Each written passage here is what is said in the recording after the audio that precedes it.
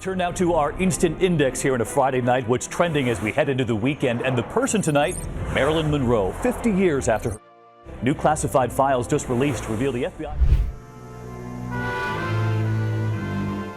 Marilyn Monroe had everything: beauty, fame, money, power. At least, that's what the world believed. But before she died, Marilyn left behind a chilling message. In her words lies the truth she carried. The truth Hollywood never wanted told. Decades later, her story still shakes us, not as a fairy tale, but as a haunting confession of what she endured. The making of Norma Jean. Before Marilyn Monroe, there was a little girl named Norma Jean. Born June 1, 1926 in Los Angeles, her childhood was as unsteady as they come. She had an absent father and a mother, Gladys, who worked in the film industry but struggled deeply with her own mental health. That meant stability was something Norma Jean never really had. She spent her early years drifting in and out of foster homes.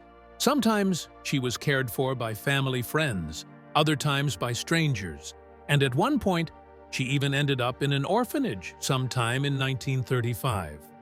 When Gladys was institutionalized, Norma Jean was placed with the Los Angeles Orphans' Home, where she spent nearly 2 years. She later described those days as lonely, though she remembered the strict daily routines clearly. None of it gave her the lasting sense of home she wanted. To people on the outside, she might have looked like any other little girl, but inside, she was carrying the heavy truth that she didn't really belong anywhere. She carried that ache for love and safety with her into the next few years. And by the time she was a teenager, Norma Jean was already learning how to survive in ways that went beyond her years. At just 16, she had to make a life-altering choice. The foster family she was living with was moving away, and the only way to avoid being sent back into the orphanage system was to get married. So she did. She married a neighborhood boy named James Dougherty.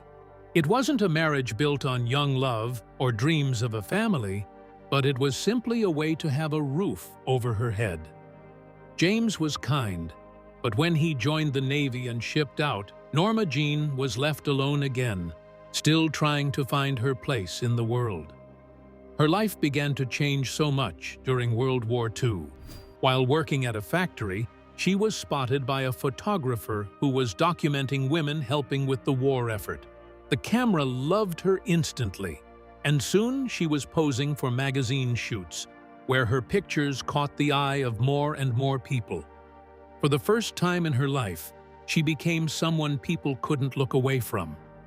Modeling gave her so much confidence that she lightened her hair, perfected her smile, and leaned into the glamour that photographers encouraged. But if you looked beyond the poses, she was still that girl who longed to be accepted. She wasn't chasing fame for its own sake, but for the feeling of finally being seen, finally being wanted. And Hollywood indeed took notice.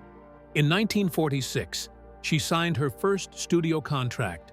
The deal came with certain conditions, such as getting a new name, new image, and a promise to fit the mold of what a starlet should be. And so, Norma Jean Mortensen became Marilyn Monroe. The name was fitting, but it became the start of a life where the line between her real self and her public image would blur more and more each year. Her early roles were small, but she still managed to make an impression. Even in the background, she drew attention from directors and audiences. There was just something about her that you couldn't teach. Still, she knew beauty wasn't enough, and determined to be more than a passing face, she studied acting, read plays, and worked hard to improve her craft. She wanted to be taken seriously, not just admired for her looks.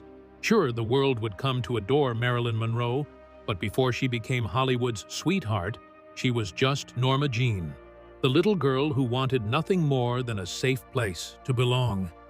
The rise of a star. When Marilyn first tried to break into Hollywood, the doors didn't swing open for her at first. She started at the very bottom, working long hours on sets where her face was barely seen. In 1947, she got her first tiny parts. One film cut her role down to a single line, and another kept her in the background. Nobody thought much of her yet, but Marilyn was watching, learning, and waiting for her chance. By 1950, she finally caught people's attention. In The Asphalt Jungle, she played a young woman tangled up in crime. The role was small, but the camera loved her. That same year, she showed up in All About Eve, standing beside stars much bigger than her, yet somehow managing to draw eyes anyway. For the first time, Hollywood insiders started whispering her name, but she had her real breakthrough in 1953. Niagara cast her as a dangerous wife with a plan, and audiences couldn't look away. Marilyn was electric on screen, and suddenly she became the actress people came to see and not one of the minor characters. That same year, she danced and sang her way into history with Gentlemen Prefer Blondes. Her number, Diamonds Are a Girl's Best Friend, became a symbol such that magazine covers, posters, and stage shows copied it for decades. From that moment, Marilyn was everywhere. In How to Marry a Millionaire, she shared the screen with Lauren Bacall and Betty Grable. In River of No Return, she played a tough saloon singer in the Wild West, showing grit that didn't always make it into her earlier roles. And there was The 7-Year Itch in 1955. Marilyn, standing over a subway grate with her white dress blowing upward, became one of the most famous images in film history. People who had never even seen the movie still knew that picture. But Marilyn didn't want to be trapped as a pretty face. She wanted respect, so she fought to take roles that proved she had depth. In 1956, she starred in Bus Stop, where she played a small-town singer who dreams of love and freedom. Here, she didn't play the glamorous character, and it made critics who once brushed her off to praise her. The Golden Globe nomination she earned showed she was forcing the industry to take her seriously. 3 years later, she took on comedy in Some Like It Hot. Acting beside Tony Curtis and Jack Lemmon, she became the heart of a movie that is still called one of the greatest comedies of all time. Audiences adored her, and she even bagged a Golden Globe Award for her role in the movie.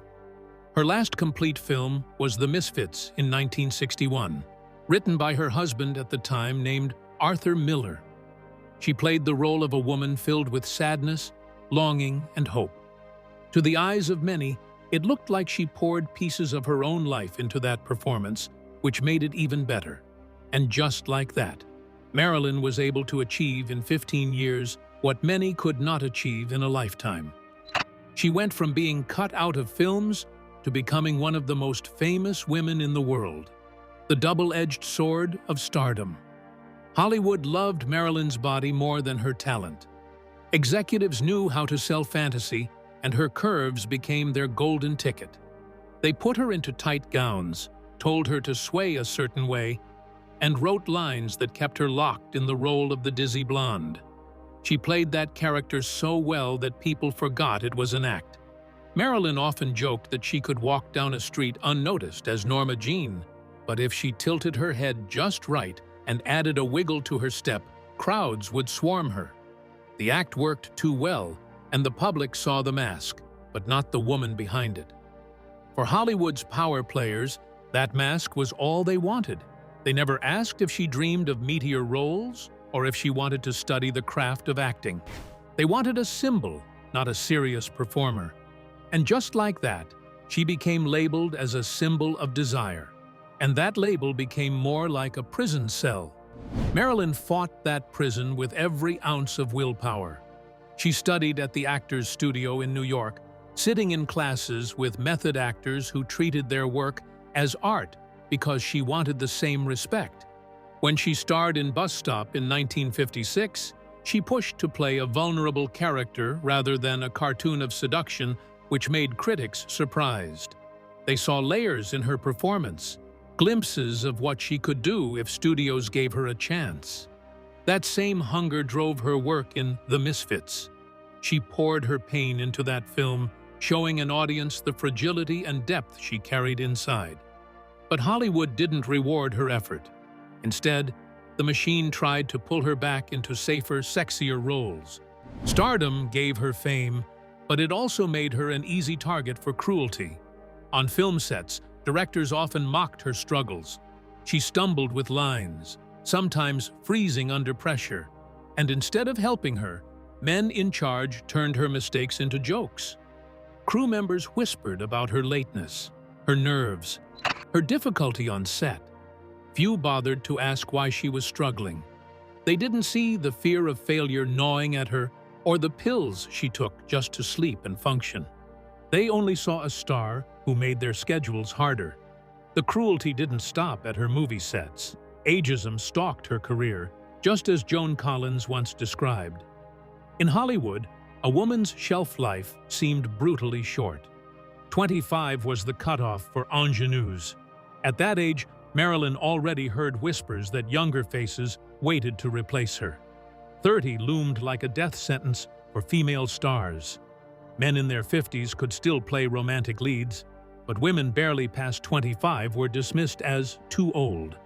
Marilyn felt that pressure every day. She admitted that studios valued her youth more than her talent, and she knew what would happen once the shine faded. Behind the glamour. When people look at most famous actresses today, it's easy to imagine how perfect their lives are. It was no different for Marilyn back then. She seemed to have everything anyone could ever dream of. She was rich, beautiful, and loved all over the world. But in reality, everything was not as it seemed because things were actually falling apart for her. The truth is, Marilyn carried a lot of pain that fame only made worse. By the mid-1950s, she was everywhere. Studios kept pushing her into movie after movie. There wasn't much time for her to rest or breathe. If she showed up tired, people called her lazy. If she argued about a role, she was called difficult. Nobody cared that she was running on empty. They just wanted her to keep performing, no matter how much it cost her. To cope, she turned to pills. Some were supposed to help her sleep, others to help her wake up. Soon, taking those substances became a habit and less of a choice. Studios and even doctors handed them out without thinking about the damage. It made her dependent, and once that cycle started, it was hard for her to stop. It wasn't long before people on set started to notice the change. She was late more often, sometimes hours late. She forgot lines and broke down in tears. Directors and co-stars grew frustrated. The headlines said Marilyn was troubled or unprofessional. But what the papers didn't print was that she was exhausted and drowning in pressure. Fame also made her feel cut off from the world. She couldn't go outside without people staring. She couldn't sit in a cafe without whispers starting around her. Thousands of fans adored her, but Marilyn still felt lonely most of the time. Even her marriages were more of hassles than comforts. Joe DiMaggio, the baseball legend, loved her deeply, but couldn't handle her fame, so their short marriage ended in heartbreak. Arthur Miller, the writer she thought understood her best, also grew distant. Marilyn wanted love that felt safe and lasting, but her relationships crumbled under the same spotlight that made her famous. Hollywood didn't make things easier either. The men who ran the studios treated her like a product.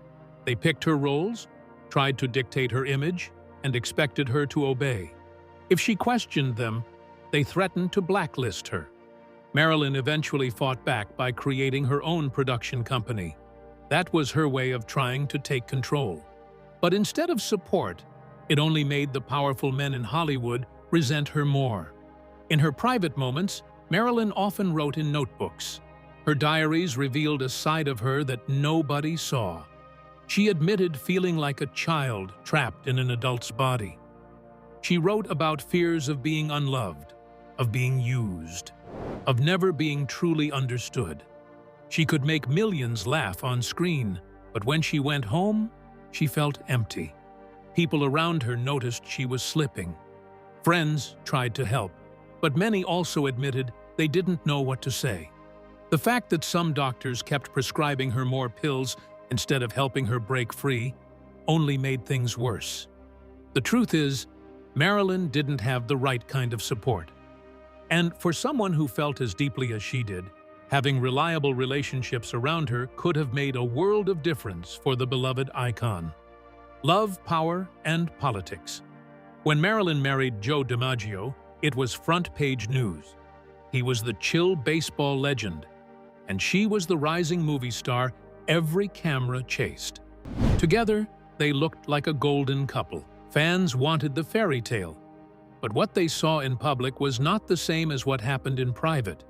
Joe loved her, no doubt, but he wanted a wife who stayed home, not a woman the world called a symbol of beauty. The famous skirt scene in The 7-Year Itch may have thrilled moviegoers, but for Joe, it was too much. Witnesses said he grew angry during the filming of that scene, and their fight afterward left her in tears.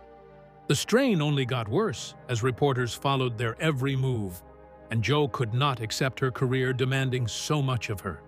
Their marriage lasted only 9 months, but it set a pattern that followed Marilyn through her life.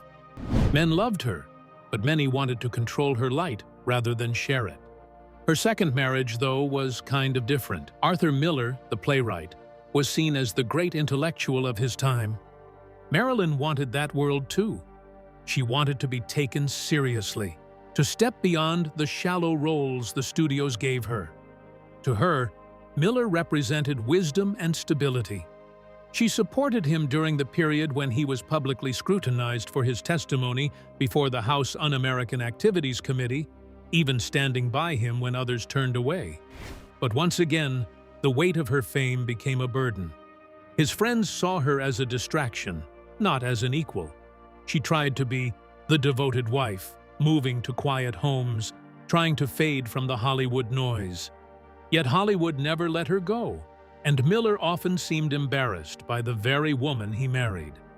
Their love burned bright for a while, but the cracks widened until it could not hold. Still, Marilyn's story does not only revolve around her marriages. There were a lot of men who circled around her, drawn to her beauty, fame, and charm. She crossed paths with some of the most powerful men in America, including presidents and business titans. Her name was mentioned in the same breath as theirs. These connections were not mere gossip, because they spoke to the way women in Hollywood were often pulled into circles of influence, whether they wanted to be or not. Proximity to power brought attention, but it also put her in dangerous positions. A woman linked to a powerful man, hardly seen as her own person. She became a prize and a possession, something to show off, then cast aside. Marilyn felt the weight of this truth more than most. She wanted love, safety, and to be understood. Yet what she often found were men who wanted to own her image, not nurture her soul. The more famous she became, the harder it was to find someone who saw Norma Jean, not Marilyn Monroe. Marilyn's final days. By the summer of 1962, Marilyn Monroe was living through some of the hardest moments of her career. She had been fired from the film Something's Got to Give after missing too many days on set. Newspapers called her unreliable and splashed unkind stories across their pages. Marilyn hated how she was being painted. She wanted people to see that she was still capable of carrying a film, still ready to shine. In late July, she posed for photographer George Barris on Santa Monica Beach, smiling in front of the camera and speaking about her future. Barris later said she seemed hopeful about starting fresh.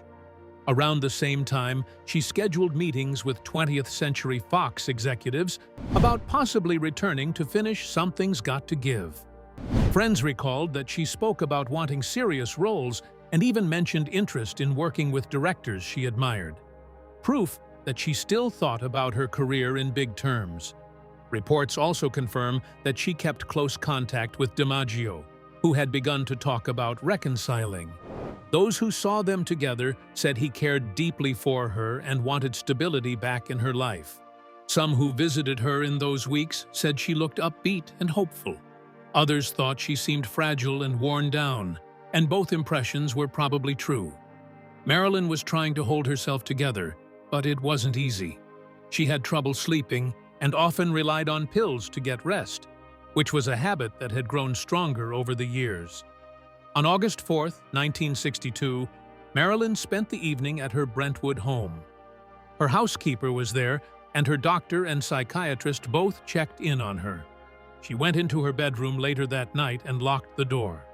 Hours passed. When her housekeeper grew worried, she found the door still locked and no answer from inside.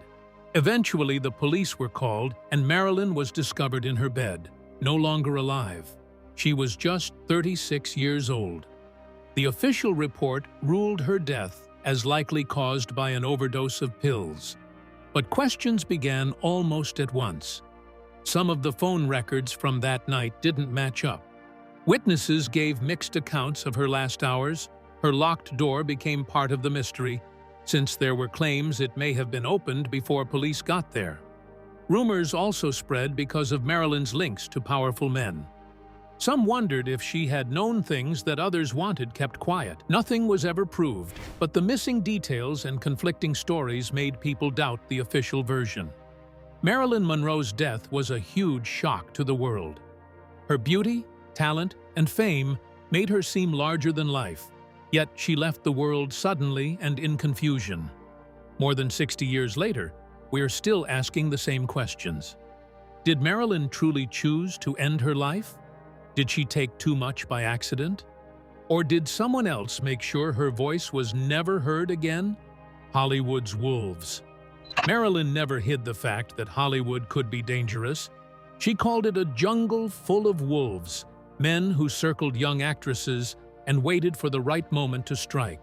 And fame didn't protect her. In fact, it made her more of a target. Norma Jean walked into that world with wide eyes, chasing her dream of acting. She thought hard work and talent would be enough. What she found instead were doors guarded by men who demanded far more than auditions. They offered contracts, roles, and publicity, but the price was often unspoken and cruel. Marilyn later admitted that many women traded their dignity just to step onto a set. She hated how normal that system felt. She warned people about it every chance she got. Marilyn said the wolves in Hollywood smiled while they plotted. They promised the world, but they only wanted control. For them, actresses weren't artists, but possessions.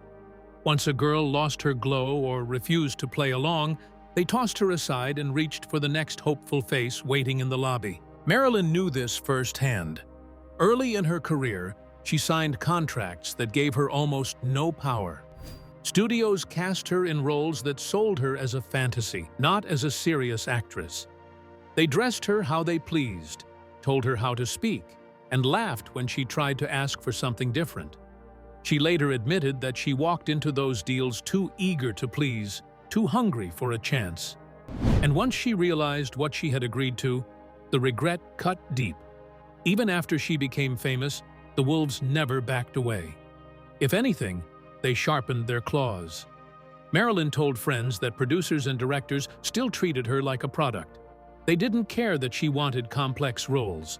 They wanted the same sexy blonde they could parade in magazines and splash across posters.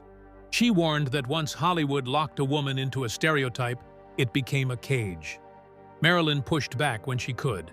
On some sets, when a director tried to humiliate her with a scene meant only for cheap laughs, she argued. Sometimes she won, other times she didn't.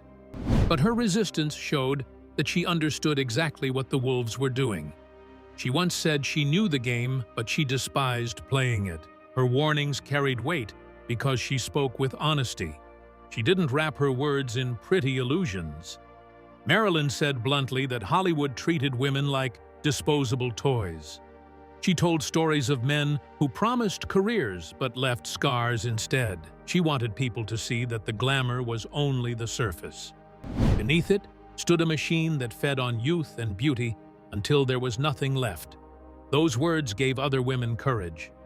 Actresses who came after Marilyn admitted that they felt braver to speak about their own struggles because she had already cracked the silence. She showed them that even the most adored star in the world could fall prey to the same dangers. If Marilyn Monroe had to fight the wolves, then no one was safe. Joan Collins, and the Hollywood pattern. Marilyn often warned people about the wolves circling Hollywood. She told young actresses to be careful, to watch for the men who promised everything but demanded far more than they ever admitted in public. Her words were never born of bitterness, but from her own battles with the system. She knew how ruthless the studio bosses could be, and how quickly they could build up a star and just as quickly discard her. Years later, Joan Collins gave an interview that echoed Marilyn's words almost perfectly. Collins remembered meeting Marilyn at Gene Kelly's house while she was filming The Girl in the Red Velvet Swing. Marilyn looked her straight in the eye and said, "Watch out for the wolves in Hollywood, honey." Collins thought she could handle it. She told Marilyn she had already worked in British films and knew how men behaved. But Marilyn shook her head and gave her a harsher truth. "Not the power bosses, honey. If they don't get what they want, they'll drop your contract. They've done it to lots of girls." That warning haunted Collins later. She admitted that when she began auditioning for major roles in Hollywood, the pressure was immediate. Executives dangled scripts in front of her like bait, hinting that a simple yes to their private advances would secure her future. When she refused, she noticed opportunities slipping away.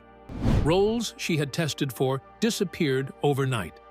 The wolves Marilyn had spoken about were real, and Collins experienced them firsthand. This occurrence was not a coincidence. Marilyn and Joan were two women from different backgrounds, yet their stories lined up in disturbing ways. Marilyn spoke of being used and humiliated by studio heads who only cared about keeping her under control. Collins described the same manipulation, the same consequences of saying no. When you hear both women tell it, the pattern becomes undeniable. In Marilyn's case, these battles defined much of her career. Even as the most famous actress in the world at the time, she felt powerless against the men who ran the studios. They gave her contracts that trapped her in typecast roles, and when she asked for more serious parts, they brushed her off. If she resisted, they threatened her with suspension. She once confessed to friends that she was constantly afraid of being discarded the moment she lost her shine. Joan's testimony years later showed that Marilyn had been speaking the truth all along. Collins's story about losing the role of Cleopatra because she refused to entertain the advances of studio executives wasn't just about her. It fit into a larger system Marilyn had already exposed. These men weren't only interested in talent, they wanted power and ownership, and they used their influence to decide who rose and who fell. The most haunting part is how normal this all seemed at the time. Joan said that even other women in the industry sometimes helped usher young actresses into compromising situations, as if it were simply part of the business. Marilyn had experienced the same thing. It wasn't just the men who enabled this culture of abuse. It was an entire system that protected their behavior while punishing anyone who resisted. Looking back now, Joan Collins's testimony doesn't just add credibility to Marilyn's warnings, but proves them. When Marilyn spoke of wolves, some people thought she was being dramatic. But Collins, who survived the same era, confirmed every word. Together, their stories reveal a Hollywood that fed on dreams while devouring the women who carried them. So what do you think? Was Hollywood built to protect the wolves more than the stars? Did Marilyn know too much about how the system really worked? And if she did, could that be enough reason to make sure her voice was silenced permanently? Drop your thoughts in the comments below, and don't forget to like, subscribe, and share. If you enjoyed this video, click on the next video on your screen.